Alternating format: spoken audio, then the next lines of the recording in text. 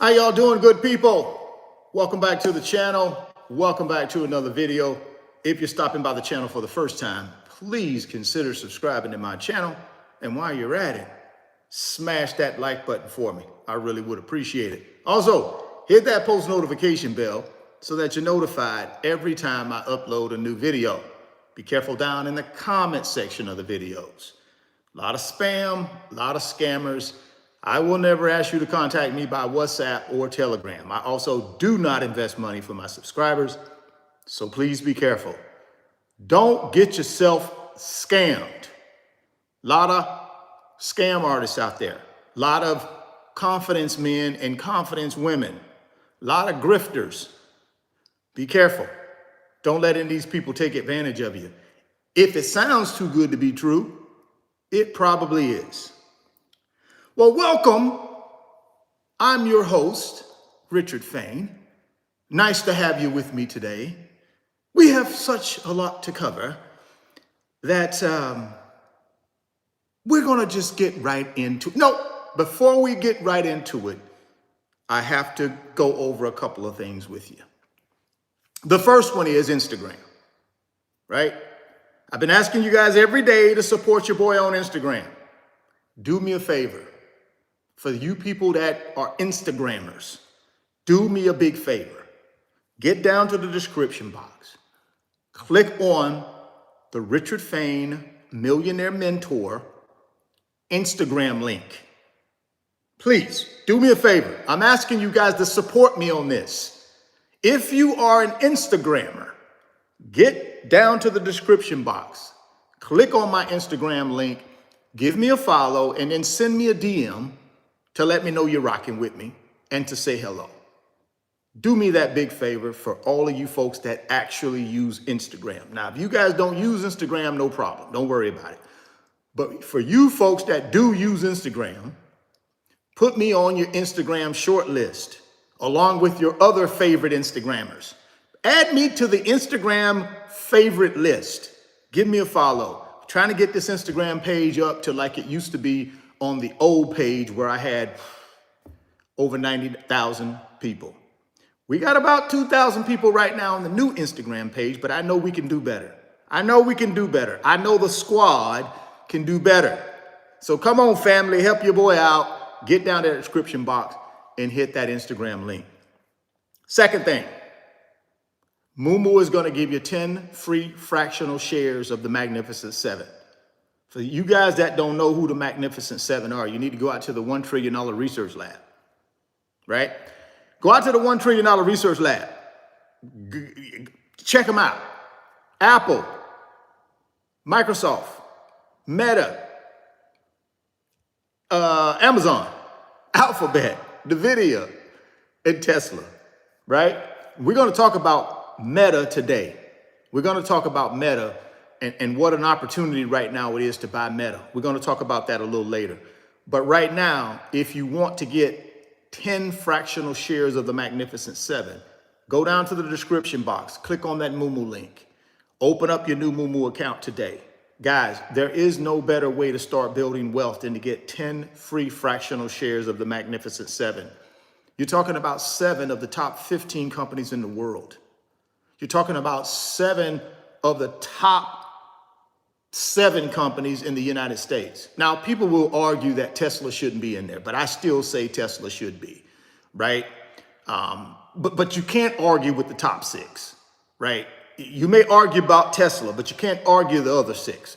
The other 6 are the top 6 companies in America from a market cap standpoint.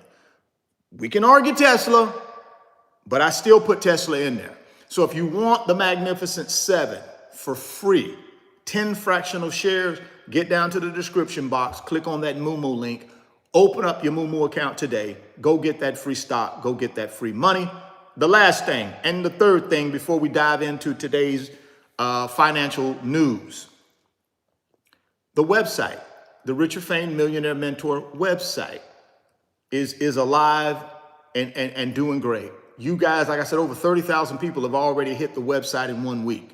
Just to test it out, to try it out. A lot of you guys have picked up financial products or digital products that I have on the website that can assist you and to get into your pot of gold at the end of the rainbow. A lot of you guys are taking advantage and investing in yourself and starting to build up your knowledge base. And you're taking these products and you're starting to work through these products and starting to apply what you've learned. You got to execute what you learned. Information is no good, guys, unless you execute on it, right? So the people that have picked up these digital products are starting to execute.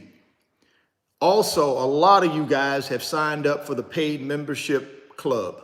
Thank you so much for all of you guys who've made an investment in yourself and are rocking with me in the paid membership club. We're going to start doing our live streams in May. I'm going to be sending you guys, for the paid membership club members, I'm going to be sending you an email real shortly, probably at the beginning of next week, maybe even over the weekend. I'm going to sit down over the weekend. I'm going to put an email together and I'm going to send that out to you, because what I need from you guys in the paid membership club, I need you to tell me what is the best day of the week and the best time to have our 90-minute live streams that we're going to have every week, because I want all of you guys to be able to participate, right? That's the point of being in the club, you know, being in the Richard Fain Millionaire Mentor membership club. I want to make sure you guys get me for that 90 minutes and utilize my 30 years of experience as an investor, 25 years of experience as a commercial banker. I want you guys to utilize me to help you build your wealth. Right? It's going to be more about you than me. See, on the YouTube channel, it's about me and what I want to, the information I want to give out. Not like that in the club. In the club, it's about you and the information you need me to give you. So it's all about you saying, Richard, this is the information we want you to talk about in your 90 minutes with us in the club. And that's what we're going to do. So I'm going to send you that email. Let's say we're going to send it to you by Sunday. And I need you to respond and let me know what day of the week and then what time. Now, I know a lot of us work and we got different schedules. Now, I can't accommodate every single body in the club. So it's going to have to be by consensus, majority rules.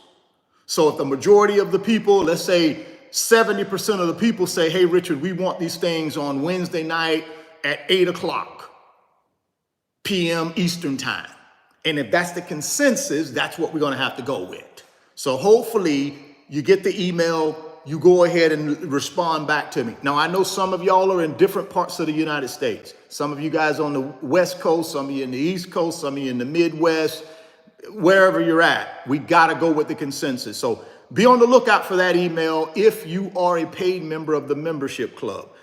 If you're not, I recommend you get over to the website. Second link down in the description box, you'll see the website address for Richard Fain Millionaire Mentor. It's www.richardfain.net. That's the email address. Get over to the, I'm sorry, not the email address, but that's the website address. Get over to the website, check out the digital products, grab you a few of those, and then get yourself in that paid membership club, man. We're going to be doing some crazy, exciting things over there. A lot of deep dive work we're going to be doing. I'm going to be doing whiteboard work where I'm on the whiteboard. I'm going to be having guests come in, a lot of different things. So be prepared for that. Now let's go ahead, guys, and get into this financial news. Stocks, crypto, real estate, got some really bad news. Well, I guess it depends on how you look at it, right? Now, as an investor, that's me, right? That should be you, or why would you even be watching this live stream if you're not an investor and you're not trying to build wealth? What's the point, right? So all of us are investors. And anytime an investor can make some money, I think that's a good thing, especially when you're in the building stage of wealth. Now, the information we're going to go through, some people may look at that as bad news. And it can be perceived that way, but I look at it as opportunity, right? So you got to change the way you think, especially if you're in the building stage of wealth and you're trying to buy assets at a discount and then hold those assets long term till they go up in value and then create more net worth for yourself. This may not be bad news, right? But to the average person who's not an investor, who has not changed their mindset, who is still a consumer and not an investor, this is bad news to them. But for you and I, it's not bad news. It's actually an opportunity to build more wealth, right? And I'll tell you why. So let's dive into why and what's happening that has caused this bad news for stocks, crypto, and real estate. Well, GDP. Now, some of you might say, well, Richard, what in the world is GDP? I don't know what that is. That's gross domestic product. So what does it do? Why am I concerned about it? Number one, let's give a definition for it. So gross domestic product, a broad measure of goods and services produced in the January through March period, right? So when you look at GDP, gross domestic product, it's a broad measure of goods and services produced in the United States, right? It's measured quarterly and it's measured annually. 2023, right? Our economy, right? Our economy, the measure of goods and services produced in our economy, grew over 3%. That was 2023. Fantastic. Because the measuring stick is we want it at least to grow by 2%. That's the measuring stick. When we look at GDP, how fast our economy grows in a year, we want it to at least grow by 2%, right? And honestly, we really want it to grow more than inflation grows. That's my opinion. Now, you may not agree with that. I'm no scholar here. I'm just telling you it makes sense to me in my limited capacity to understand this stuff. It makes sense to me if the goods and services that I use every day are going up in price. It would make sense that, I want to make sure, right? I want to make sure I'm able to afford those things, right? So here's the thing. If inflation is going up by 2%, I want my salary to go up by 4%. I always want to be ahead of inflation. Now, to me, inflation has something to do with GDP. Again, what is that? The measure of goods and services produced, right? So if the goods and services produced in our economy is 3%, then guess what? I need to make sure I'm making more money than that. I want my wages to go up higher than that because obviously I'm a participant in this economy. I'm a participant. I'm part of the measure of these. I'm part of the reason these goods and services have went up or being more being produced. I'm part of that because I'm a consumer, right? I'm a consumer. If the measure of our goods and services produced goes down and not up, what does that mean? That's not good news for our economy, guys. So as we go through this, I just want you to understand the goal here is the measuring stick is 2%. That's the measuring stick. That's the minimum we need it to because we know inflation is going to go up, right? We know the prices of our goods and services are going to go up. We know that. How fast they go up, that's what we're trying to control with inflation. We're trying to control how fast they go up in price, but we know they're going to go up in price. We want to control that by 2% as well. That's why the Fed wants inflation at 2%. We know it's going to go up. We just don't want it to go up faster than 2%. Now, we want our economy to grow. Don't get me wrong. We do want it to grow, but we don't want it to grow so fast that it jacks up inflation. That's the thing you got to understand, guys. We want the economy to grow. We just don't want it to be so red hot that it also brings up inflation with it. And it outpaces our wages, which has happened since the pandemic broke out 4 years ago.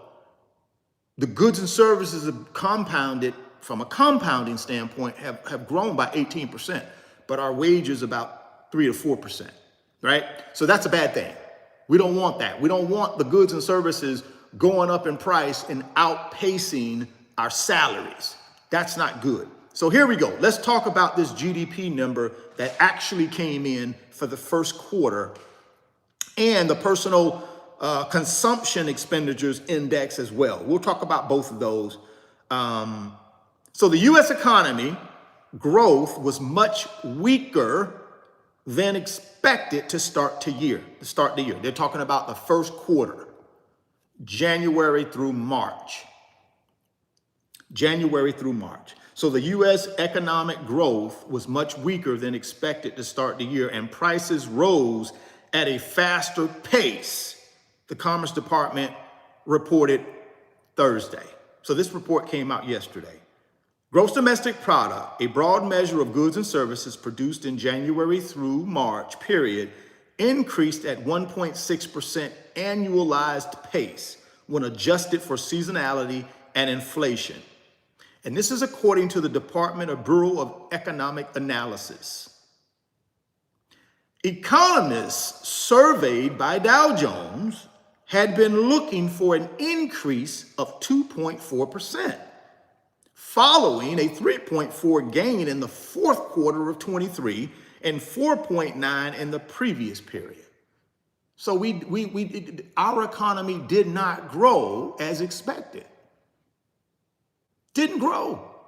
See, we need at least 2%. Now, don't get me wrong. The definition, the technical definition for a recession is when you have 2 quarters of GDP that are negative. So 1.6 is still growth. It's not the growth that everybody was expecting, but it's still growth. It's not a negative 1.6. That would be bad.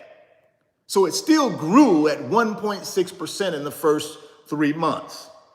The problem is everybody else thought it was going to grow at 2.4 to 2. They thought it was going to grow faster, but it didn't. It didn't. We'll find out why here in a second. Consumer spending, though, increased 2.5% in the same period, right? Down from 3.3 gain in the fourth quarter and below the 3% Wall Street estimated. So Wall Street estimated consumer spending would be 3%, but it only came in at 2.5.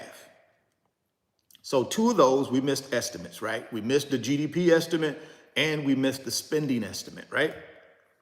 Fixed investments in government spending at the state and local level helped keep GDP positive for the quarter. A lot of government spending was thrown in there, right? Whether at the federal or state level. That helped us get the GDP to 1.6. Take that out, it may have been worse, is what they're saying. It may have been worse. While a decline in private inventory investment and an increase in imports subtracted, net exports subtracted 0.86% from the growth rate, while consumer spending contributed 1.68 percentage points. So here's the deal. All that fancy stuff, all that terminology that none of us understand, here's my little simplest breakdown for you. The economy is slowing down. I'm just telling you. For the first quarter, it slowed down. The question you got to ask yourself is why? Why is it slowing down? What's happening? What is happening to the economy that it slowed down to 1.6% when all of last year, 2023, it was booming. It ended 2023 at 3%. But now it's slowed down. Why is it slowing down? That's what we should be asking ourselves. And if it's slowing down, is there an opportunity for me as an investor to get rich? Whether you want to believe it or not, guys, these are the times where people really build wealth. When everybody is screaming and crying and don't take this the wrong way, when there are financial blood in the streets is where people get rich. Typically, people don't get rich when there is financial gold in the streets. You don't get rich then. You get rich when there's financial blood in the streets, when people are panicking, People are just, you know what I'm saying? That's when you get rich. That's when assets are at the cheapest. And then you hold those assets till they go back up in value. So just keep that in mind. Why is it retreating? Why did we not grow at least 2% in the first quarter? Let's keep reading. Let's keep reading. Because it's going to give us some idea of what's happening here. There was some bad news on the inflation front as well. Not only did the economy not grow at least 2%, it came in at 1.6. Not only didn't grow, not only is the economy slowing down, shrinking, either it's growing or it's shrinking. Would you agree with that? Either we grow or we shrink. We shrunk. Now, technically, some people might say, well, Richard, how in the world could you say it shrunk when it still is a positive? Well, it's a positive, but when you base it off what expectations were, we shrunk, right? Expectations was 2.4%. We shrunk to 1.6. When we look at the measuring stick from the last quarter, which is fourth quarter 2023, we shrunk. Fourth quarter 2023 was a monster. We shrunk. There's a reason why we're shrinking, right? Right? So let's keep moving. Not only did we get the shrinkage in the economy, but we also got bad news on the inflation front as well. Double whammy. Again, though, how do we look at it? We can look at it as what? Bad news, or we can look at it as what? Opportunity. Because we know when we get bad news in our economy, when we get bad news about inflation, what happens to assets typically? They go down. That's the way the world works, guys. When we get bad news, economy-wise, inflation-wise, interest rates-wise, assets do what? When we get good news, economy-wise, when we get good news about inflation's going down, and we get good news when interest rates are going down, what do assets do? They go up. Just keep that in mind as we read through this. Whether you're going to think about this as bad news or whether you're going to think about this as opportunity. Because we come into the opportunity part here in a second. See, this is what I think about. Anytime I see financial blood in the streets, the first thing comes to mind for me is what assets can I go pick up at a discount and get rich? That's how I think. That's how my little filter system thinks. Hopefully your filter system is thinking that way. The personal consumption expenditures, PCE, price index, a key inflation variable for the Federal Reserve, rose at a 3.4% annualized pace for the first quarter. It's the biggest gain in a year and up from 1.8% in the fourth quarter. That's not good news. That's not good news. But is it an opportunity, right? That's not good news if you're a consumer and you're not thinking about building wealth. You're just thinking about buying liabilities and getting more loans and you know, spending your money on things that make other people wealthy. That's bad news to you. But if you're an investor, you're going to use this to your advantage to build wealth. You're going to use it to your advantage to build wealth. Excluding food and energy, core PCE prices rose at 3.7% rate, both well above the Fed's 2% target. I keep telling you guys, something's getting ready to happen. Something's getting ready to happen. Something's getting ready to happen. A lot of people finna get rich. There are a lot of people getting ready to get rich. I'm one of them. I hope you are ready to get rich. I hope you got your mindset right. I hope you got your war chest right. I hope you got your financial house in order to get rich, because if you don't, you ain't gonna get rich. You're gonna get poor. I hate to say that, and I'm not trying to make you feel bad. I'm just trying to paint this picture of you gotta get yourself ready. You gotta get ready. Somebody's getting rich over these next 10 years, over these next 2 years, over these next 5 years. Somebody is going to get rich. I'm going to be one of them somebodies. I'm not sure about you. I'm going to be one of them somebodies. I can guarantee you that. Let's keep reading. Excluding food and energy, core PCE rose, right? By 3.7%. Both were well above the Fed's 2%. Central bank officials tend to focus on core inflation as a stronger indicator of long-term trends. So here's the situation, guys. If PCE, according to what they're saying, this is what the Fed hangs their hat on, right?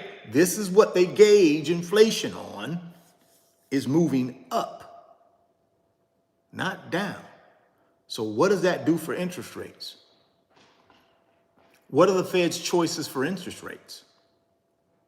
They got to keep them higher for longer, or they got to increase them. There ain't no decrease. How can you decrease interest rates when inflation is going up? You can't. You got to increase interest rates when inflation is going up to force inflation down. Now, I'm not saying they're going to increase, but you do know they're meeting next Tuesday and Wednesday, April 30th, May 1. You do know they're going to look at it. They've already looked at this PCE report. They already see what GDP did. They've already seen the last 3 CPI reports. They've already seen the last 3 job reports. What do you think they're going to do with interest rates next week? What do you think on May 1 when they make the decision on interest rates? What is it going to be? I wonder. Inflation is still going up. I doubt they're going to decrease. I doubt it. But is that bad news or is that an opportunity? You got to make the decision on that. I can't make it for you. I can't make that decision for you. You got to figure out on which side of this thing are you going to be on. You going to be on the bad news side and cave in and believe all the propaganda and all this other crap? Or are you going to be on this side over here that says, you know something? That's an opportunity. That's an opportunity for me to get rich. That's an opportunity for me to build some wealth and put some pot of gold, put some gold in my pot at the end of the rainbow. You got to make that determination, guys. The price index for GDP, sometimes called the chain-weighted level, increased at 3.1% rate compared to the Dow estimate of 3%.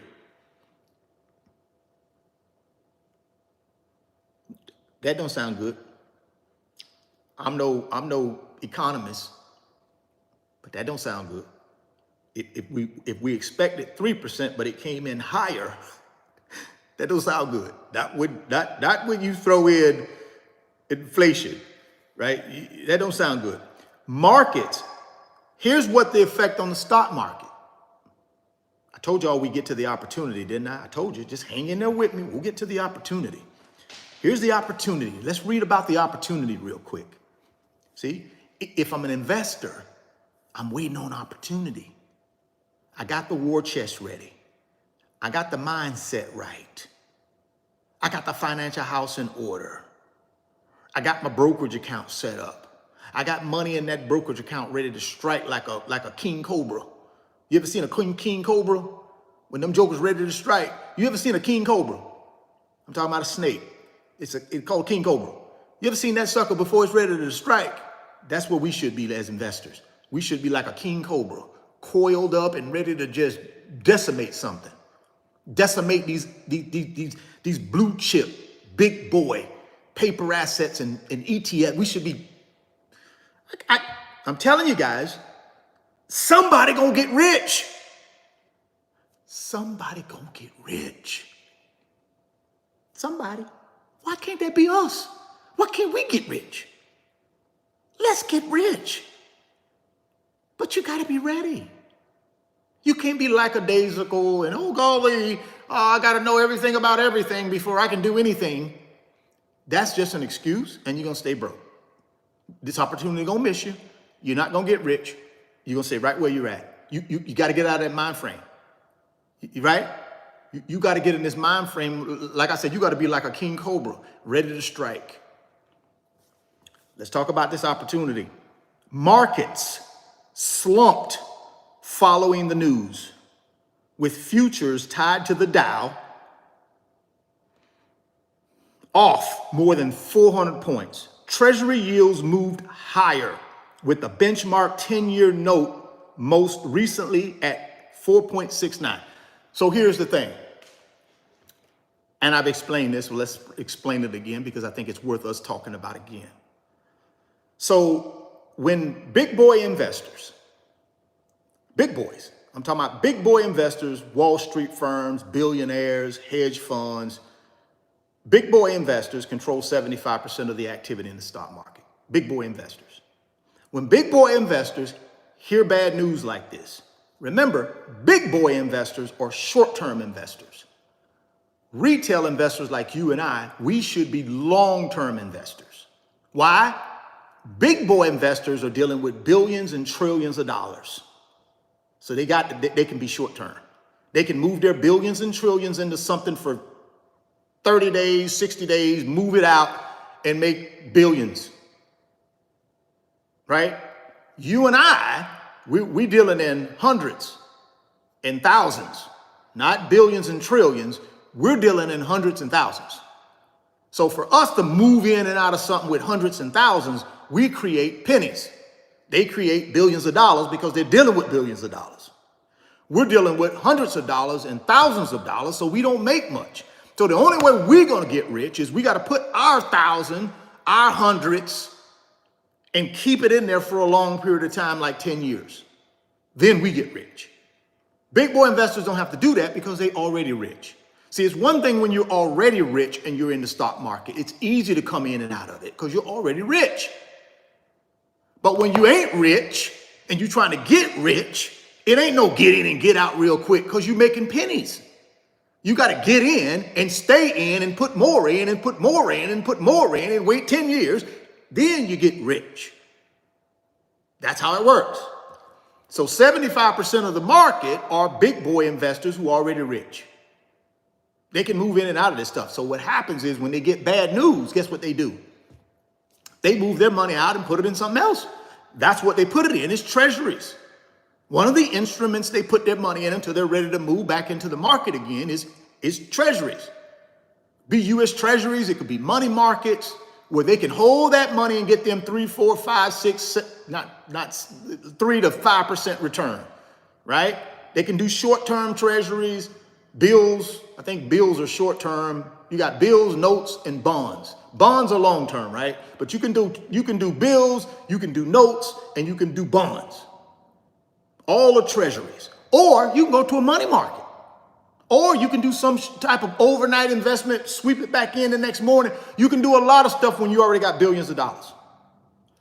When you ain't got billions of dollars like most of us, I don't have billions of dollars. So what I have to do in order to build my wealth is I got to get what I do have, and I got to consistently put it in, buy these assets, keep them, hold them, buy more, keep them, hold them, let them compound on each other, get the dividends, reinvest the dividends, let them compound, and then in 10 years from now, I'm rich. That's how it works. That's the trade-off, right? Because we don't have billions. That's okay, though. I got time. See, I got time, I got patience. I did it for 30 years, guys, and made a lot of money, 7 figures, doing exactly what I'm telling you to do. Even though I'm not a big boy investor, I still made 7 figures doing it the way I did it. And I'm still a relatively young man. Good health, great lifestyle, don't want for nothing, own 100% of my time. I'm just telling you guys, you gotta look at this as an opportunity, right? Add some patience to your lifestyle. It'll be good for you. Markets slumped following the news, with futures tied to the Dow, down by 400 points. Treasury yields goes up. Why do treasury yields go up? Why? Because you get more demand for treasuries. When the stock market goes down, big boy investors take their money out and they're looking for somewhere to put it. They put it in treasuries. That makes more demand for treasuries. When treasuries have more demand, what do? They go up in interest rate because it's more demand. right? Anytime the stock market starts doing good, big boy investors start coming back, what happens to treasuries? They go down. Why? Lack of demand. This is how it works. They come out of the stock market, they go into treasuries. They leave treasuries, they come back into the stock market. That's how it works. This was a worst of both worlds report. The worst of both worlds report. Slower than expected growth. I just told y'all, didn't I tell you 5 minutes ago, the economy is slowing down.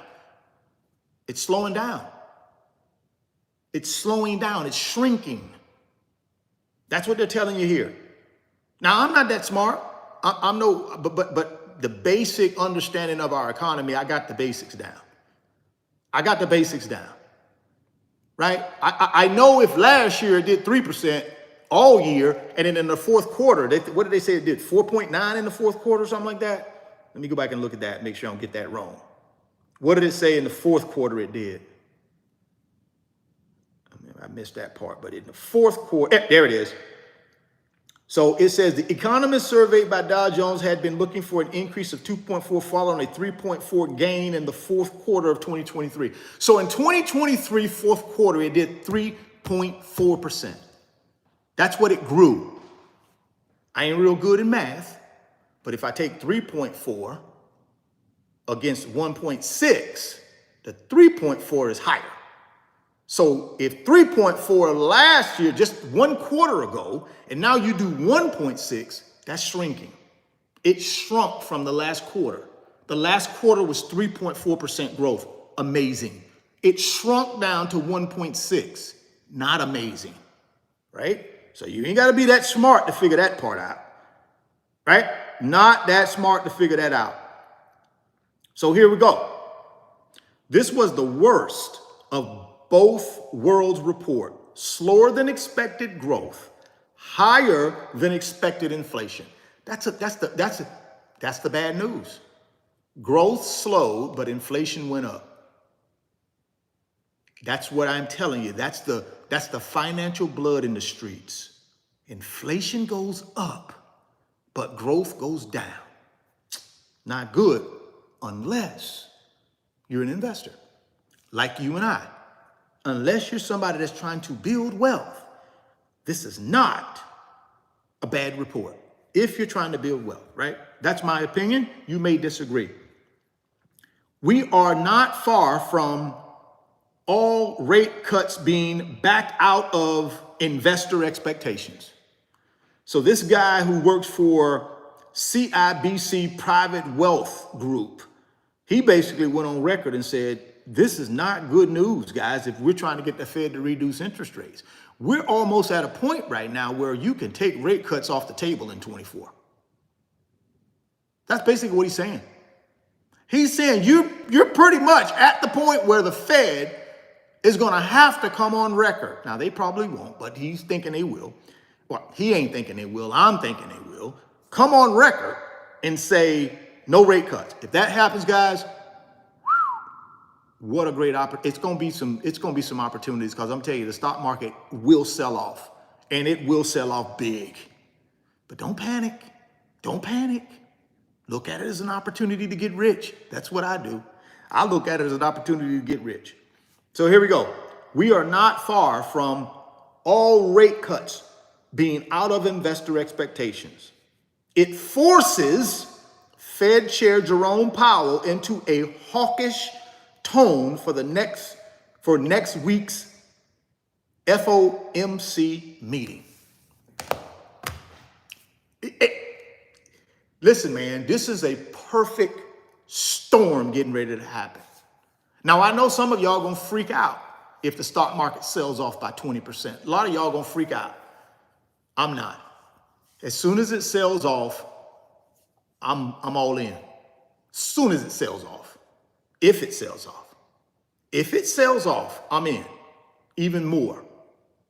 Because I know it's temporary. That's the key, guys. It's temporary. If it sells off, it's temporary, right? It's temporary. But it's an opportunity for us to build some wealth if we know what we're doing and paying attention and not being afraid. If we're not afraid and we're willing to execute and we got the war chest, We got the financial house in order. We got the attitude in order. We got patience in the game plan. We'll get rich. We will get rich like fat rats. We will get rich.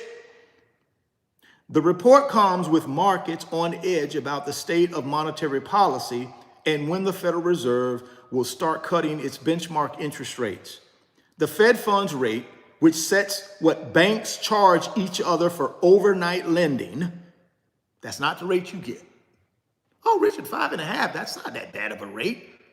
What do you mean? That's pretty dang on good. The problem is you don't get that rate. You don't get that rate. That's what banks borrow money from each other. That's what they get it. The rate you get gonna have 3% jumped on top of it at least. That's called a prime rate. That's what you get. That's what I get.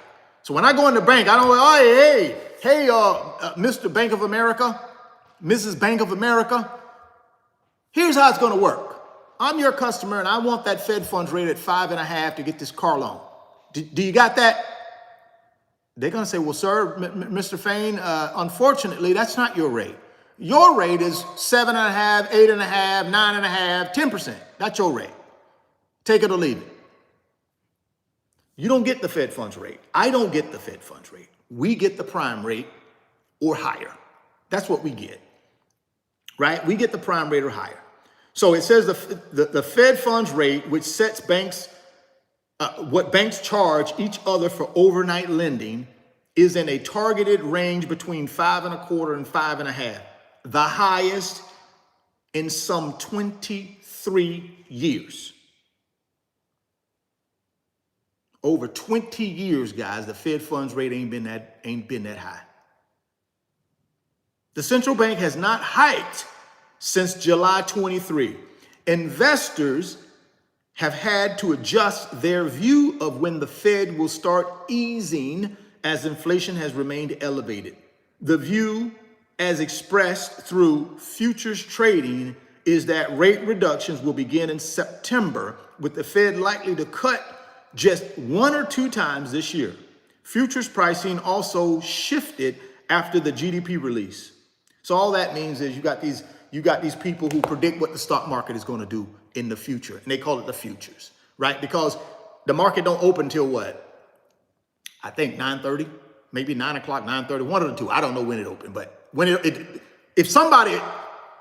a report comes at 8:30 in the morning, or if it comes in at, after hours, then people are predicting the next day what the market is going to do. And that's what futures is. That's all it is. It's a prediction of what the S&P 500 will look like the next day. It's a prediction of what the Dow will look like the next day. It's a prediction of what the NASDAQ will look like. It's a prediction of what U.S. Treasury rates will look like. That's all it is a prediction. But they use data like this to make that prediction. So when this data came out early this morning, they were like, oh, girl, oh my God. The futures prediction for when the market opened was terrible. But is that bad or is that an opportunity? We'll talk about an opportunity here in a second. I keep telling y'all guys, this is where people get rich. People get rich when there is chaos. Remember what your boy Warren Buffett said, right? Be greedy when others are fearful. This would be the fear. The fear is coming. Right now is the fear. See, be greedy when others are fearful. The fear is starting to come in. People are starting to retreat from the market, pull money out of the market. Stocks are going down. ETFs are going down. People are fearful. That's when it's time for us to be greedy.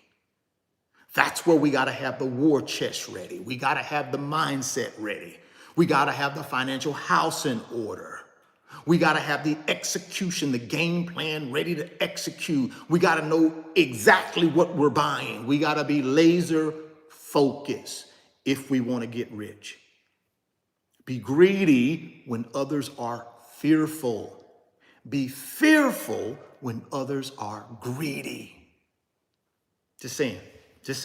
Just a little bit of Warren Buffett for some of y'all out there that follow Warren Buffett. Just a little Warren Buffett this morning. Little Warren Buffett. Little Warren Buffett. So here we go. Futures pricing also shifted after the GDP release, with traders now pointing to just one cut in 24. The economy will likely decelerate further in the following quarters as consumers are likely near the end of their spending splurge. Remember all those videos I did when I told you all, I often remind you guys of this. We had $2 trillion in personal savings 3 years ago. 2 trillion. Guess what they're telling you now? We're coming to a zero. That's about zero. It's about gone. And that's what they're telling you. They're coming to the end of their spending cycle. Their spending splurge. So here's the thing. You got three ways the common folk, you and me, not the 1%ers, because they got assets. 3 ways the common folk like you and me buy things. 3 ways, right? We got 3 ways. One is what? Our personal savings. Personal savings is one. The other way we buy things is through what? Our wages, the money that we make from either our company or our job. And then the third way we spend money, how we get money to spend, is through borrowing money from banks and lenders and payday loan lenders and tote the title lenders and all these other people, right? Those are the 3 ways we access money. You do understand we're down to 1. Can't borrow money no more because rates too high. Can't borrow money no more. Banks are starting to tighten up their lending guidelines. No longer can you walk in there. And one of my folks sent me an email and she's trying to figure out a way to make this thing work. She said, hey, I got some money in the bank, but should I go out and borrow money and take that money and do something with it? And I said, well, what you gonna do with it? Well, I'm gonna take it and, I'm gonna invest it and do some other things. What's gonna be your collateral? Well, I ain't gonna have no collateral. I got good credit. I'm just gonna go in there with the good credit and my income, and I want this 6-figure loan. And I had to be honest with her and say, honey, listen, good luck to you, but I don't know a bank in America that's gonna let you walk in there and get a 6-figure loan unsecured with no investments with them, no way for them to feel it's not gonna happen. It's not gonna happen. Now, if you're trying to go in there and buy a piece of real estate, that's different because they take the real estate as collateral. But if you going in there and trying to get a 6-figure unsecured loan because you get good credit, that's not happening. That's not gonna happen. Definitely ain't gonna happen from none of the big boy banks. That's off the table. I guarantee you ain't gonna walk into Bank of America and say, hey, I want a $150,000 loan and I got no collateral. I got no money with y'all. I got no collateral, but I got good credit in a job. That's not gonna happen. Them days, that's gone. They've tightening up. That's gone. That's gone. That's not gonna happen. So you can't borrow money cheap anymore. So for most people, since it's so expensive to borrow money, they don't borrow it. They figure out other ways. Now, you don't have any personal savings. A lot of us have blown through our personal savings. That's what this guy is saying here. He's saying the economy will likely decelerate even further in the following quarters as consumers are likely near the end of their spending splurge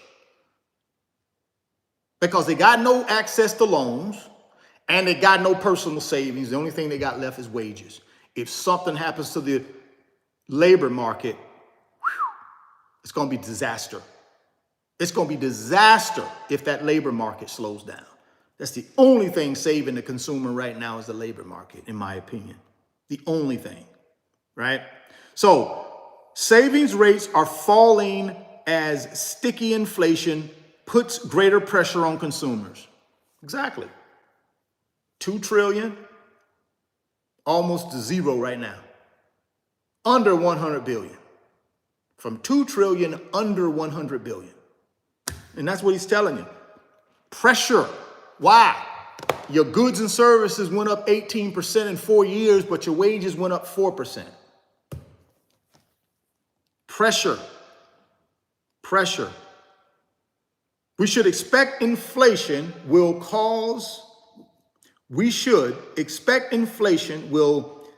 ease throughout this year as aggravated demand slows.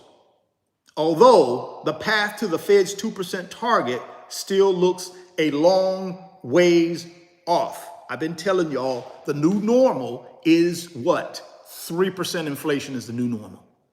I don't believe we ever get back down to 2%. That's my opinion. Could be dead wrong, but I'm giving you my little 2 cents. I don't think we ever get back down to 2% and stay there unless something catastrophic happens, right? Where we throw ourselves in such a deep recession that it has to, because ain't nobody buying nothing. That's the only way it gets. That's the only way it gets under 2%. They're gonna throw us into a recession to get us there. Absent a recession, we don't get there. Absent a catastrophic event in our labor market, we don't get there. So the Fed got a decision to make. Do they throw us in a recession, or do they just reset and say, okay, inflation, the new normal is 3%, or they throw us into a recession? That's their choice. They got to make a decision. You throw us into a recession to get to the 2%, or you just leave us at 3%, start reducing rates, and we just keep moving on. That's it. You don't get to 2% unless you throw us into a recession, period. That's my opinion. Consumers generally have kept up with inflation since it began spiking, though rising inflation has eaten into pay increases. Keep telling y'all that.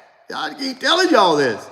The personal savings rate decelerated in the first quarter to 3.6% from 4% in the fourth quarter. Income adjusted for taxes and inflation rose 1.1% for the period, down from 2%. So your savings rate went down from 4% to 3.6%. Your savings rate went down compared to your salaries, right? So they were saying in the fourth quarter, when people from their salaries, they were taking 4% and putting in savings from the salary. First quarter this year, it went down to 3.6% saving from the salary. So it's going down. And they're saying income adjusted for taxes and inflation rose 1.1 for the period, down from 2%. Spending patterns also shifted in the quarter. Spending on goods declined 0.4%, in large part to a 1.2% slide in bigger ticket purchases for long-lasting items classified as durable goods. Services spending increased 4%. It's the highest level since the third quarter of 2021. So here's the thing. People said, you know something, I ain't gonna get the big screen TV. I ain't gonna get the new couch. Right? I ain't gonna get the new washer and dryer. But I'm gonna still go out to eat. I'm gonna still go on me a vacation though. That's what people are doing. They said, to hell with the big screen TV. I don't need a new washer and dryer. I'm gonna hold off on the new living room set. But that be doggone if I'm gonna give up going out to eat. That be doggone if I'm gonna give up my trip. That's basically what he's saying. Listen, man, I'm just reading what the man telling me, what the thing say right here, giving y'all my opinion. I'm telling you what it sounds like to me. People say, look, listen to it. Spending on goods declined 0.4% in large part to a 1.2% slide in bigger ticket purchases for long-lasting items classified as durable goods. TVs, washing dryers, you know what I'm saying? Living room set, bedroom set, patio furniture, all that stuff. They was like, I can do without that, but I cannot do without going out to eat, and I gotta get my trip. But services spending increased. Services increased though, 4%. Ooh, a buoyant labor market has helped underpin the economy. I keep telling y'all, something happened to that labor market, gonna be a lot of financial blood in the streets, man, if something happens to this labor market, because that's the only thing surviving. That's the only thing holding this whole thing together. The only thing holding this economy together right now is the labor market. That's it. That's it. A buoyant labor market has helped underpin the economy. The labor Department reported Thursday that initial jobless claims totaled 207,000 for the week of April 20, down 5,000 and below the 215 estimate.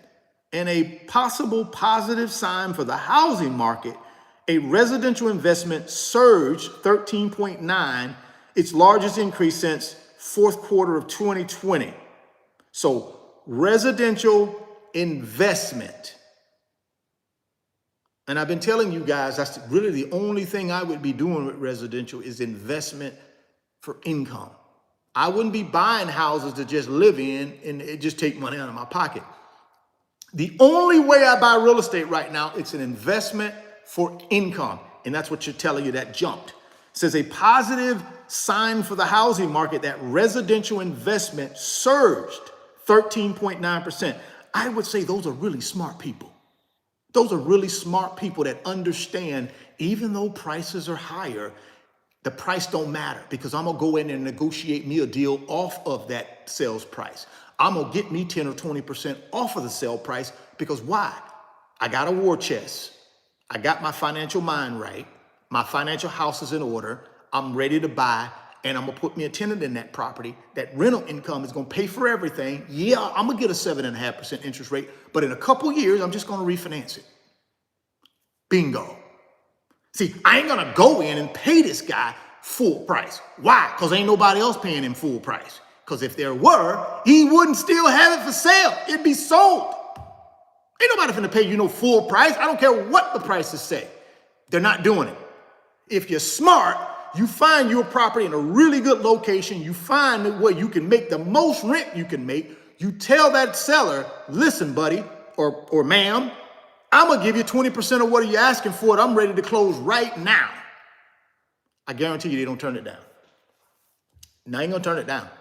They ain't gonna turn it down. Now, if it's some, mansion and a $3, $4, $5 million mansion, they might try to turn it down. But ain't no regular person like you and I with a regular rental property gonna turn that down, especially if we've been on the market for 6 months and ain't sold it. They're gonna sell it. Somebody come tell me they'll give me 20% less than what I got my property listed for sale, I'd sell it. I'd give them the 20% discount and I would sell it. So I know there are other sellers out there just like me. So whoever these people are, kudos to them. They know what they're doing. They know what they're doing. Oh, I'm gonna wait till prices come down. I'm gonna wait till rates come down. You're gonna miss all the opportunity doing that. Because when them rates come down, guess what's gonna happen? That's gonna go up. Demand.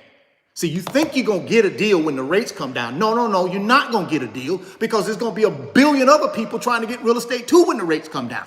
How you gonna get a deal when you got all this competition out here? It's gonna drive up prices. The deals are right now. This is where you get a deal, right now, when there is no demand. This is where you get deals in real estate, guys, when there is no demand. It becomes a seller who's had that property for 6 months. He's had 100 people come through there and look at it, kicking tires and rolling down windows, but ain't buying nothing. You come in there and say, listen, man, you done had this thing on the market for 6 months, 8 months, 12 months. Here's an offer for you. I know you want X, but I'm gonna give you 20% less than that, and I'm ready to deal right now. I'm ready to sign the deal now. I'll give you 20% less than what you're asking. Bingo. There you go. I keep telling y'all guys, it's how you want to look at it. You can look at it as bad news, or you can look at it as an opportunity to get rich. This is where people get rich, when there's financial blood in the streets. Let's keep moving. Thursday's release was the first of 3 tabulations the BEA does for GDP. First quarter readings can be subject to substantial revisions, right? Whatever. So here we go. There we go. That's where we stand right now with the state of the economy. GDP numbers came out. Economy is shrinking. The economy is officially shrinking. But inflation is going up. Economy is shrinking, but inflation is going up. So what do your big time investors do? They start pulling their money out of the market, put it in treasuries, put it in money markets to wait out this thing. So what do you see happen to the stock market? It sells off. It sells off. What do you see happen to U.S. treasuries? They sell up.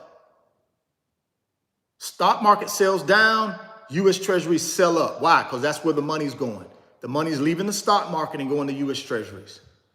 Why should we do that, Richard? Because we don't have enough money to do that. See, these guys got billions of dollars over here that do that. So they can afford, they done already made a lot of money, right? They got billions of dollars, so they can flow them in and flow them out at their leisure. You and I can't do that because we haven't built enough wealth yet.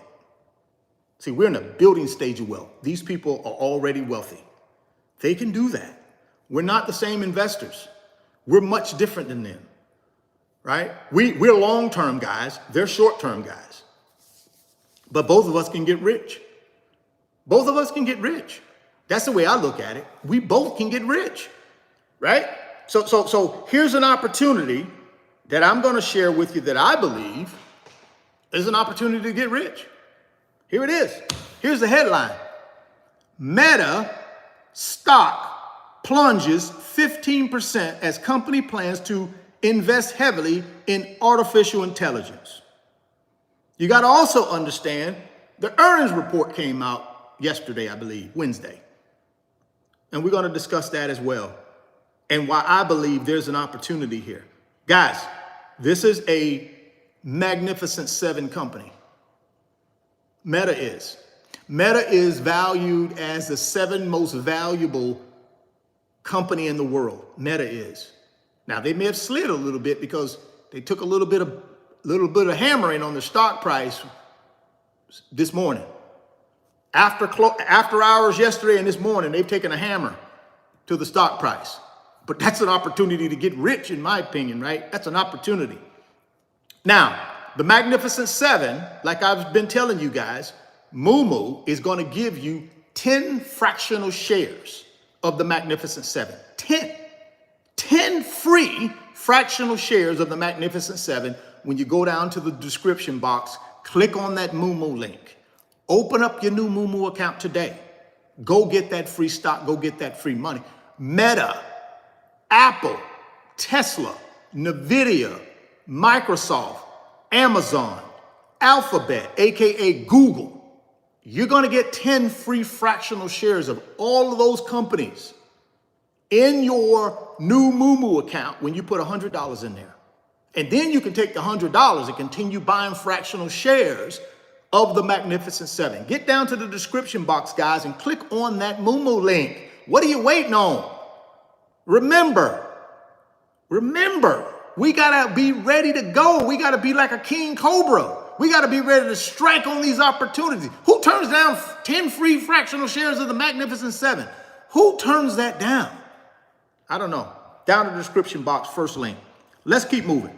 One reason for the pop in net income, let's go back up here to the top. Let's start at the top. Meta shares plunged more than 15% and extended trading on Wednesday after the company issued a light forecast, which overshadowed better than expected first quarter results. Revenue increased 27% from $28.65 billion in the same period a year earlier, the fastest rate of expansion for any quarter since 2021.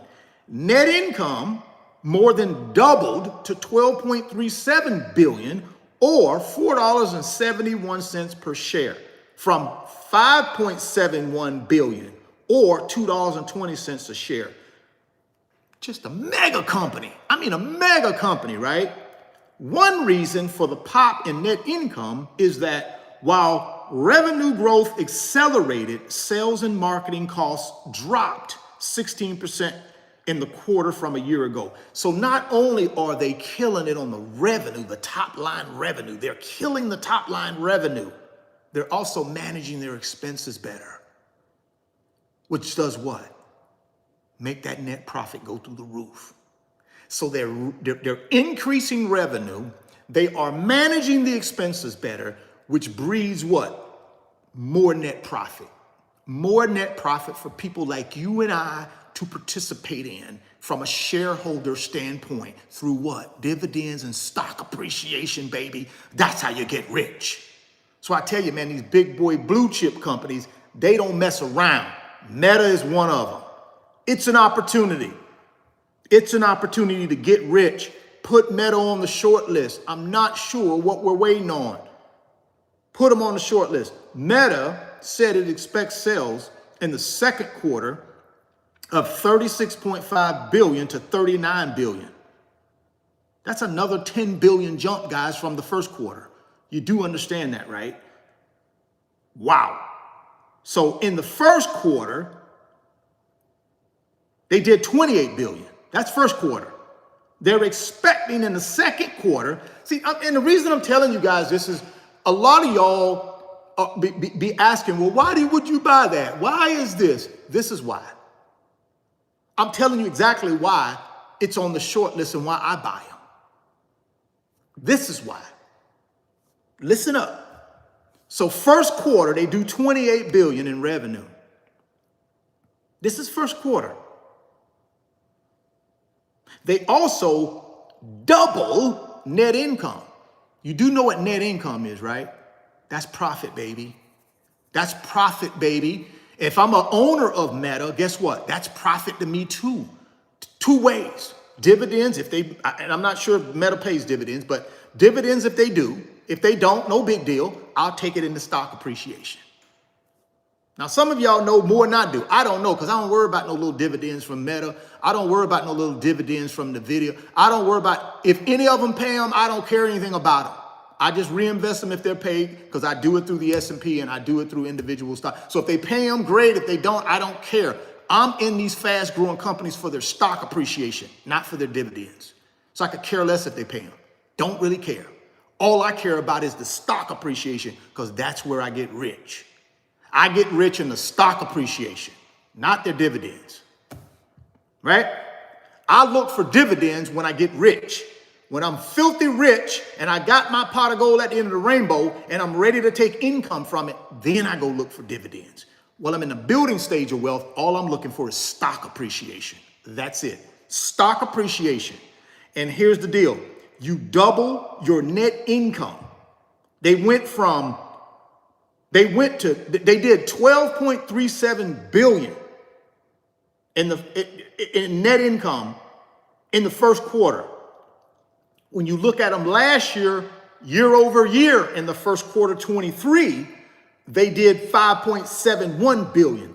They basically doubled their net income. Guys, you don't do that unless you are a fast growing company that people are paying attention to. You don't become the 7th most valuable company in the world unless you're doing something right, unless you're multiplying money. This is why you would invest in Meta. Here's what they forecast for next quarter. Second quarter. They forecast for second quarter, before I get to second quarter, and then here's a sign of a great company, guys. They increase top line revenue, but they do not increase expenses. Matter of fact, they decrease expenses. That's the sign of a winner. That's the sign of a winner.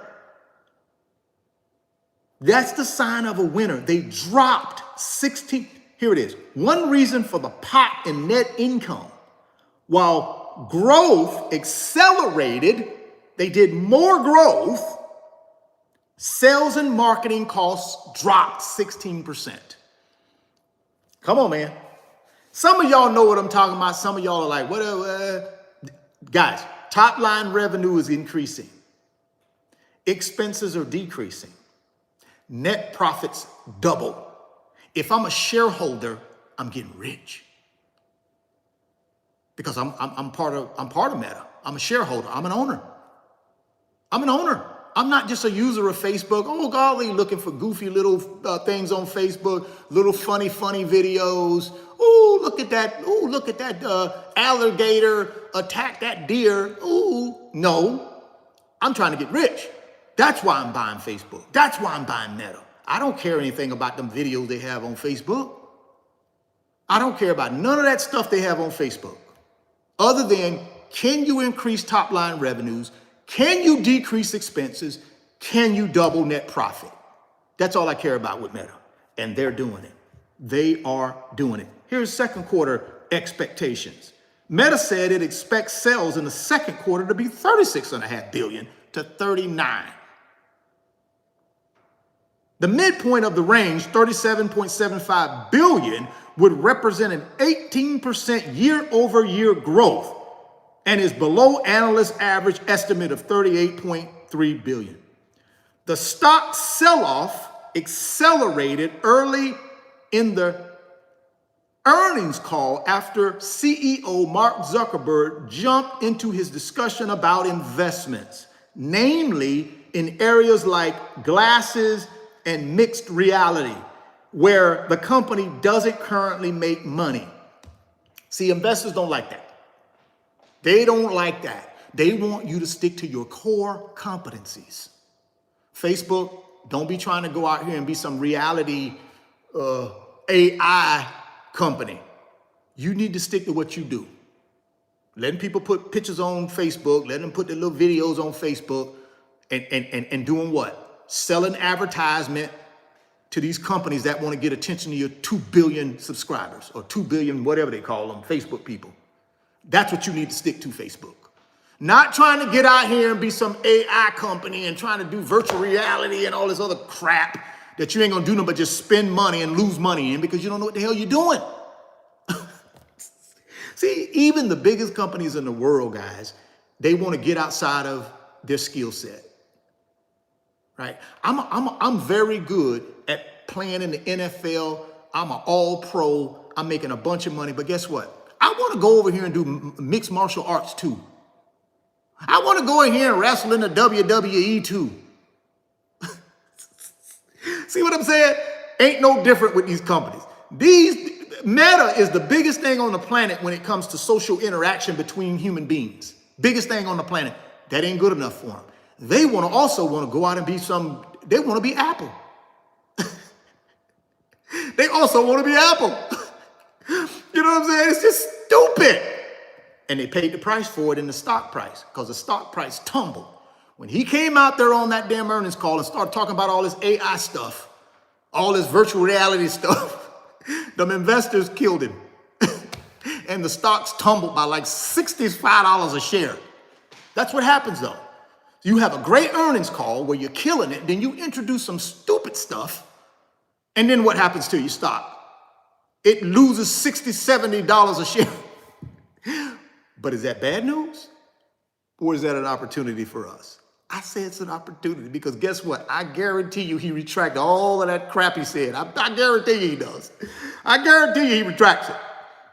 So here's the deal. Here's the deal. Zuckerberg jumped on the discussion about investments, namely in areas like glasses and mixed reality, where the company doesn't currently make any damn money. Why would you try to put something money? You ain't make no money in this. Stick to your core competencies. Stick to advertising and letting people put goofy videos and things like that on Facebook and pictures and all that stuff. Let them do that. Stick to your core competencies. Stop trying to be a virtual reality company too. Stop trying to be Apple. Stop trying to be all these other damn companies. Be you. You're killing it, bro. If I could talk to him, Zuck, look here, Zuck. Come on, man, you're killing me. But that's okay. Keep on saying stupid stuff so your stock price can go down to $300 a share. That's gonna just make me rich, Zuck. So keep doing it. Keep driving the stock price down to $300 a share. Great. Thank you. Appreciate you, Zuck. Click. That's the conversation I'd have with it. Keep on driving down the price so I can keep buying it and get rich. The company no longer reports daily active users and monthly active users. It now gives a figure for what it calls family daily active people. Boy, these guys, man. The number was 3.24 billion for March, a 7% increase from a year ago. I try to tell y'all guys, these guys are beasts, man. You're talking about 3.24 billion people. Families. I guess that's what they call it now. Meta has raised investor expectations due to its improved financial performance in recent quarters, leaving little room for error. The stock is up about 40% this year after almost tripling last year. I told y'all, man, in 22, you could buy these guys for under $100 a share. In 22, you could have bought Meta for under $100 a share. They tripled last year, up 40 this year. Crazy, crazy, crazy, crazy. In February 2023, Zuckerberg told investors it would be the year of efficiency, which initiated the rally. At the time, Zuckerberg said the company would be better at eliminating unnecessary projects and cracking down on bloat, which he did. But now he's trying to reintroduce more bloat, right? More projects that they ain't gonna make no money on with this virtual reality crap. They're gonna make no money. They don't know what they're doing. They don't know what they're doing. They're not gonna make any money. So you know the game plan. You know the plan that works for Facebook. Just stick to that. Nope, not us. We now want to bring in, we want to be Apple. We want to be some virtual reality company. We want to give people, we want to get some goggles like Apple. Just stupid, man. But hey, keep doing it because that's going to drive the stock price down and allow us to get rich. So go right ahead. Go right ahead, Zuck. At the time, Zuckerberg said the company would be better eliminating unnecessary projects, cracking down on bloat, which helped Meta become a stronger and more nimble organization. Bro, you did that. You tripled your stock price in 23. You did exactly what but now you're trying to go back to the old Zuckerberg, trying to be everything and to all the world. No, bro, you can't do it. You don't got that skill set. Your company don't got that skill set. February of this year, that hiring will be relatively minimal compared to what we would have done historically. Headcount declined by 10% in the first quarter. I told y'all these big companies are firing people, cutting things off. They're doing that. Let's get down to the part where the stock price tumbled. Let's get to that part where the stock price tumbled. Because it did. It took a major hit. Okay, let me just go look up the stock prices. They're going to tell me that. Let's see what it's doing right now, because it lost like $70 a share overnight and this morning. Yeah. See, they're at $430 a share right now, guys. They are right now, just today, 13% on discount. Guys, this is what I keep telling y'all. This is the opportunity where you strike like a king cobra. When you find a company that I just went through their first quarter earnings where they killed it, I'm talking about killed it, and what they project for the second quarter, and you're not putting this on a list to buy, and there's what, $64, their stock price is down $64, guys. This wasn't a company I just reported bad news from financials. These dudes killed it. You're talking about they doubled their net income from $5.81 billion to almost $13 billion year over year. Doubled it. They are trading at $429 a share. This was a $500 a share stock, guys, basically a day ago. What changed? What changed? It wasn't it wasn't the earnings report, because they killed it. They killed the earnings report. You know what changed? Zuckerberg went on there and start talking about all this crap that they have no idea what they're doing. That's what changed. That's what a CEO can do to your stock price. He went on there and start talking about all this AI stuff and all this virtual reality and mixed reality, all this goofy stuff that they have no idea what they're doing, number one. And you're going to pile a bunch of money into that and not make a dime like they've done in the past. But when they right the ship, started cutting out all the fluff, all the crap, and just focused on the core competency, they flourish. They reduce expenses by 16%. They increase top line revenue. They double net profit. The stock price goes through the roof. Their value as a company goes up to the top 7. They're in top 7 companies in the world from a market cap standpoint. Why? Because you're stuck to your core companies. Now you're trying to get out of your core companies and chase down crap you don't know nothing about. And that's when investors penalized them, hit them over the head with a hammer. You know how when you knew now I'm old school. I'm older than a lot of y'all. But see, when I was in school, like elementary school, back in the day, oh, you act up in your classroom, your teacher could just turn you right around and paddle you. Or she'd make you stick your hand out and hit you with a ruler.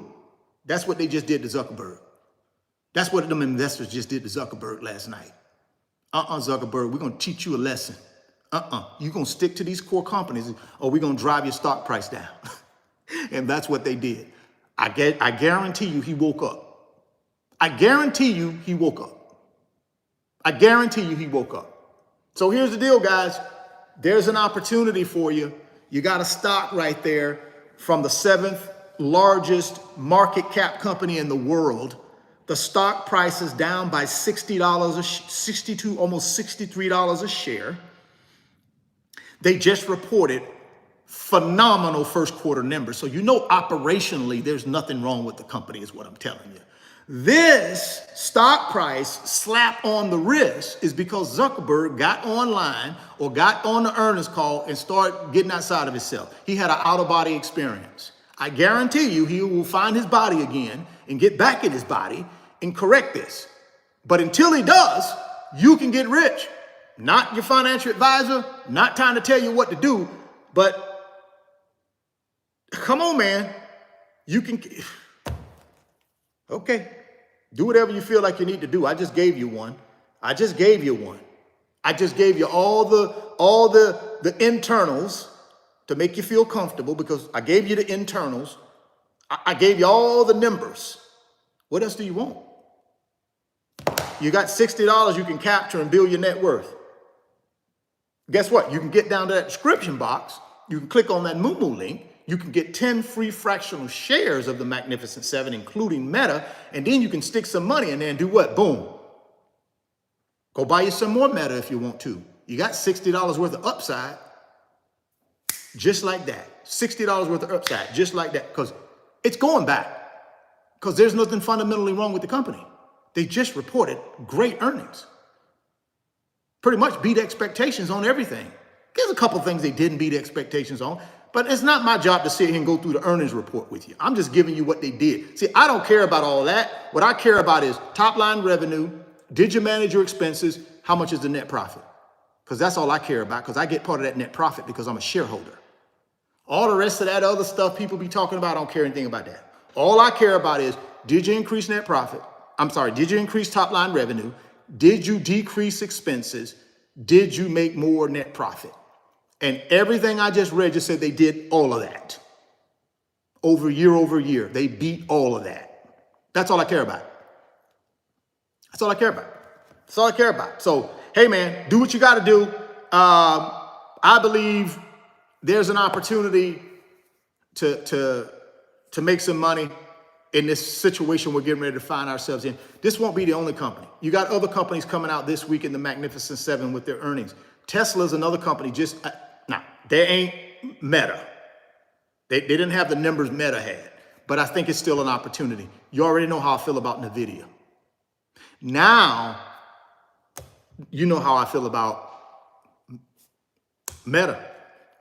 But I think if the economy continues to decelerate, right? If it continues to contract, shrink, inflation continues to go up, the Fed will be forced to do what? They got to act. One way or the other, they got to act. Right now, they'll keep rates higher for longer. So what that means is, in the current environment we're in right now, we'll see some other companies sell off in the stock market. Magnificent Seven companies. Right? You'll see some more companies sell off. That's just an opportunity for you to pick these companies up at a deep discount. You can pick Meta up today at a relatively decent little discount. What are you talking about here? More than a 10% discount, guys. You're talking about like a 13, 14% discount. You trying to tell me that's not significant? You mean to tell me on Monday, and now it's Thursday, Meta has went down by 14%, its stock price, and you don't believe that's an opportunity to build wealth? I don't know what you're looking at. I don't know what you're hanging your hat on. I don't know. I mean, I don't know. I think that's an opportunity to build wealth. Let's take a look at what crypto's doing real quick, and then we're gonna get out of here. Let's see what Bitcoin is doing right now. I just want to take a quick peek at Bitcoin. Let me see what Bitcoin is doing. Bitcoin. So Bitcoin is still $64,114 a share. Slightly down today, but nothing catastrophic. So no catastrophic stuff yet on Bitcoin. We'll have to watch Bitcoin. I did read an article that talked about some of these spot ETF Bitcoin ETFs, and that a lot of them are starting to see outflows. They're starting to see outflows they're starting to see more outflows than inflows. So that could be just the people taking profits, right? I don't know. I'm not a Bitcoin guy, but I'd watch that because, I believe it's a pump and dump. So you got to watch it. If you're heavy into Bitcoin right now, listen, man, it wouldn't be a bad time to probably take some profits, because I'm telling you, as this economy, if it does, I'm not saying it will, but if this economy continues to shrink, like it's being predicted, the second quarter is going to shrink too. It's being predicted. So as the economy shrinks, if inflation continues to slightly go up, if the Fed is forced to increase interest rates, Bitcoin gonna lose. You do know that, right? It's not looking good. So any of you Bitcoin guys who done made a bunch of money, don't get greedy, guys. Don't get greedy. Please don't get greedy. Please don't get greedy. Please take your profits and get out of there. Please don't get greedy. That's all I got to say on Bitcoin. Well, appreciate you guys. Do me a big favor before you get out of here. Number one, hit the thumbs up button, hit the like button for me. We're going to wrap this thing up. Thank you very much for participating and listening to me. Again, I'm going to come with the financial news, but I'm always going to give you solutions. That's one thing about me. I'm never going to get on this here and give you the news and not give you solutions how to capitalize on it. As I told you, look at it as bad news, look at it as opportunity. I'm an opportunity guy. I see a company like Meta, for no apparent reason, they never should have went down no dang on $60, $70 a share. There was no reason for it. They didn't miss anything. They killed it. But when your CEO comes out there and are acting the fool and talking about stuff he ain't got no expertise in, that's what happened. They hit you over the head with a hammer. Now, for people like you and me, there's an opportunity to me to pick up $64 a share upside. Why not take it? It won't last. It won't last. I'm just telling you, it won't last. It won't last.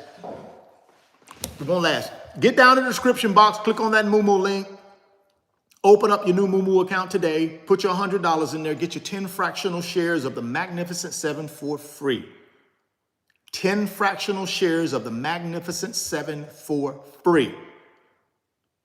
Don't miss that opportunity, guys. Nobody else in the brokerage world, the brokerage app world, is doing that for you. Nobody.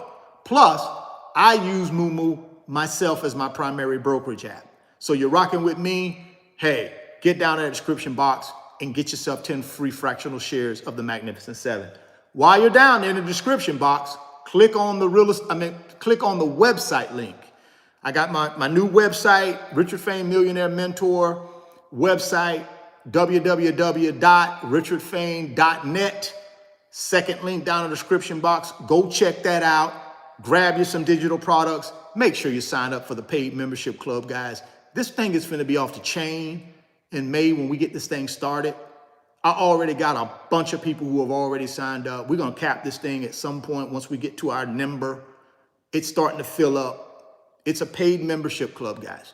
Listen, hey, if you don't find value in it, stay over here on the YouTube channel. You get it for free, right? But I'm going to tell you, you're not going to get what you're going to get in the paid membership club on YouTube. You're not going to get it. You're just not. You're not going to get it on YouTube. So you decide what you want to do. My recommendation is check out that membership club. Join today. Become a paid member and get these benefits that these folks are going to be getting that I've talked about. Like I said, live meetings, right? Live streams for 90 minutes every week, but not these types of live streams. Totally different, right? Plus, when I'm traveling and I'm in certain cities, the paid club members will know that. So if I'm in their city and they want to have lunch or have a coffee or grab a quick dinner, we're going to do that. But that's for my paid membership club guys, because see, they support me, I support them. That's the way this world works, guys. Ain't nothing for free. I'm just letting you know. Ain't nothing for free. So just know that. Get used to that. There's nothing for free in this world, right?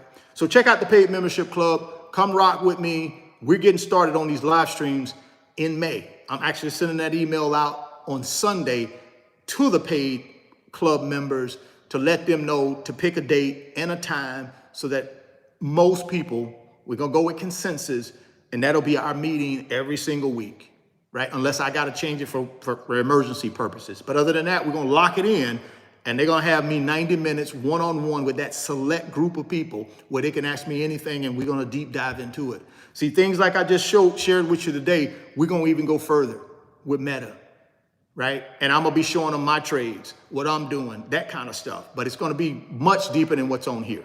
So, but again, you can rock with this. I love it. I love you too. I'm going to be on here every day. But this paid membership club thing is going to be on a whole nother level. And also, last thing, and then I'm out of here.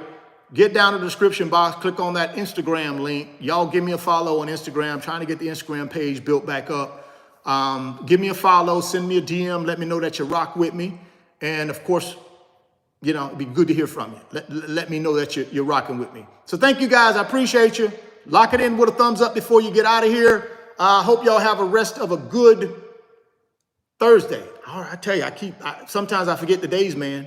When you own 100% of your time, you just do whatever you want to do. So the days it doesn't matter if it's Monday or Friday. You just do whatever you want to do. So I kind of lose track sometimes. I do have 2 one-on-one calls with 2 gentlemen this afternoon. I got one here in a little bit, and then I got another one a little later in the afternoon. So don't forget, I still do the one-on-one, 1-hour paid financial sessions as well. I don't really talk about that a lot. I do have a little thing sometimes in the back of the edited videos. I don't really talk about that a lot because it does require a lot of my time to do it. But hey, if it's right, if it's the right fit, you're looking for somebody to sit down with you one-on-one through virtual, like Zoom, Skype, FaceTime, Instagram chat, and you have my full attention for 1 hour where we go through your whole financial situation, come up with a game plan that you execute. Hey man, send me an email. Let me know you want to rock with that. I'll send you the details. Sign up. I got 2 of them today. Good to go. Well, appreciate you, man. Thoughts become things. If you can see it in your mind, you can hold it in your hands. You guys keep chasing your greatness. Never stop believing in yourself. Stay healthy, get wealthy, and your boy will catch you on the next one. Peace.